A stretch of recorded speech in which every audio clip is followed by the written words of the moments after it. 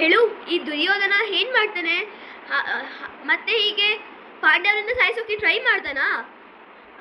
ಆದ್ರೆ ಪಾಂಡವರೀಗ ತುಂಬಾ ಸ್ಟ್ರಾಂಗ್ ಆಗಿದಾರಲ್ವಾ, ಅಸలు ಏನ್ ಮಾಡ್ತಾನೆ? ಪಾಂಡವರು ಬದುಕಿ ಇದ್ದಾರೆ. ದ್ರೌಪದಿನ ಮದುವೆ ಆಗಿದ್ದಾರೆ. ಸ್ವಯಂವರದಲ್ಲಿ ಬ್ರಾಹ್ಮಣ ವೇಷದಲ್ಲಿದ್ದಿದ್ದು ಅವರೇ ಅಂತ ಎಲ್ಲ ರಾಜರಿಗೆ ಗೊತ್ತಾಗುತ್ತೆ.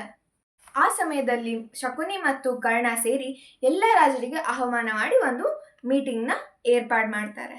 ಆಗ ಶಕುನಿ, ಪಾಂಡವರು ಕ್ಷತ್ರಿಯರನ್ನೆಲ್ಲ ನಾಶ ಮಾಡ್ತಾರೆ, ಅದಕ್ಕಿಂತ ಮುಂಚೆನೆ ನೀವೆಲ್ಲ ಸೇರಿ ಏನಾದರೂ ಪ್ಲಾನ್ ಮಾಡಿ ಅವರನ್ನು ನಾಶ ಮಾಡಿ, ಅದಕ್ಕೆ ಇದೇ ಸರಿಯಾದ ಸಮಯ ಅಂತ ಹೇಳ್ತಾನೆ. ದುರ್ಬುದ್ಧಿ ಶಕುನಿ ಮಾತು ಕೇಳಿದಂತಹ ಒಬ್ಬ ರಾಜ ಯಾವಾಗಲೂ ಶತ್ರು ಕಷ್ಟದಲ್ಲಿದ್ದಾಗೆ ದಾಳಿ ಮಾಡಬೇಕು. ಪಾಂಡವರು ಈಗ ಬಲವಂತರು ಮತ್ತು ಪರಾಕ್ರಮಿಗಳು, ಹಾಗೆ ತಮ್ಮ ಒಳ್ಳೆಯ ಮನಸ್ಸಿನಿಂದ ಎಲ್ಲರೂ ಮನಸ್ಸನ್ನು ಗೆದ್ದವರು. ಕೃಷ್ಣ ಬಲರಾಮರ ಸಪೋರ್ಟ್ ಕೂಡ ಅವರಿಗೆ ಇರುತ್ತೆ.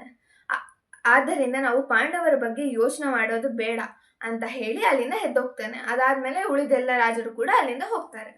ಅರ್ಜುನ ದ್ರೌಪದಿನ ಗೆದ್ದಿದ್ದರಿಂದ ದುರ್ಯೋಧನ ಇನ್ನಷ್ಟು ರೌದ್ರಾವತಾರ ತಾಳ್ತಾನೆ. ನಂತರ ಹಸ್ತಿನಾಪುರಕ್ಕೆ ರಚನಾಗ್ತಾನೆ. ಇತ್ತ ವಿದುರ ಪಾಂಡವರು ದ್ರೌಪದಿಯ ಮದುವೆ ಬಗ್ಗೆ ತುಂಬಾ ಸಂತೋಷದಿಂದ ಧೃತರಾಷ್ಟ್ರನಿಗೆ ಹೇಳ್ತಾನ. ಆಗ ಧೃತರಾಷ್ಟ್ರ ಕೂಡ ತುಂಬಾ ಸಂತೋಷದಿಂದ ದ್ರೌಪದಿಗೆ ಆಭರಣಗಳನ್ನು ತರೋಕೆ ಹೇಳ್ತಾನೆ. ಆಗ ವಿದುರ ಕೂಡ ಅಲ್ಲಿಂದ ಸಂತೋಷದಿಂದ ಹೋಗ್ತಾನೆ. ಆದ್ರೆ ಈಗ ಧೃತರಾಷ್ಟ್ರ ಕೂಡ ತನ್ನ ಮಗನಿಗೆ ಸಪೋರ್ಟ್ ಮಾಡ್ತಾನ. ಆಗ ದುರ್ಯೋಧನ ಮತ್ತೆ ಕರ್ಣ ಧೃತರಾಷ್ಟ್ರನ ಹತ್ರ ಹೋಗಿ, ತಂದೆ, ನೀವು ನಮ್ಮ ಶತ್ರುಗಳ ಏಳಿಗೆಯನ್ನು ಬಯಸುತ್ತಿದ್ದೀರಾ? ವಿದುರನ ಮುಂದೆ ಅವರನ್ನು ಹೊಗಳುತ್ತಿದ್ದೀರಾ ಅಂತ ಕೇಳ್ತಾನೆ.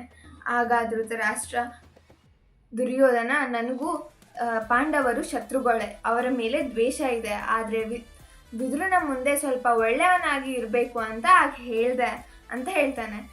ಈಗ ನೀವು ಹೇಳಿ, ಅವರನ್ನು ಸಾಯಿಸೋಕೆ ಏನು ಪ್ಲ್ಯಾನ್ ಮಾಡಿದ್ದೀರಾ?